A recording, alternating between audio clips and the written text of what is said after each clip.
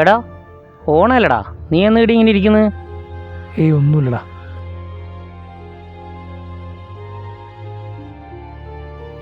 അത് വെറുതെ എന്തോ പറ്റിയിട്ടുണ്ട്, നീ തുറന്നു പറയടാ. ലൈഫ് മൊത്തത്തിൽ പ്രശ്നമാടാ. കഴിഞ്ഞ ആഴ്ച അമ്മ ഹോസ്പിറ്റലിൽ ഡിസ്ചാർജ് ആയത്. 19,000 രൂപ വാടക ചിലവായി. പണിയൊക്കെ വളരെ ഡൗൺ ആടാ.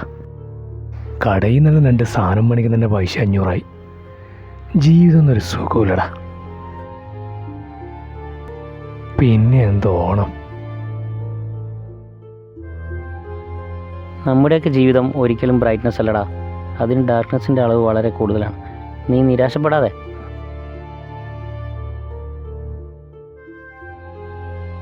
ഇന്ന് ഓണല്ലടാ. കള്ളവും ചതിയും കൊടികുത്തി വാഴുന്ന ഈ രാജ്യത്ത് എന്നാടാ ഒരു മാവേലി വരുന്നത്?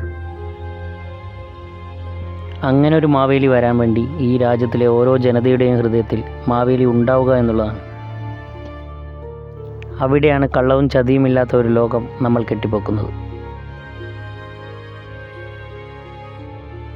ഒരിക്കലും വാടാത്ത കൊഴിയാത്ത ആ പൂന്തോട്ടത്തിലൂടെ ആ മാവേലി വരും. ഇനിയുള്ള ഓരോ ദിനങ്ങളും പൊന്നോണമാക്കാൻ.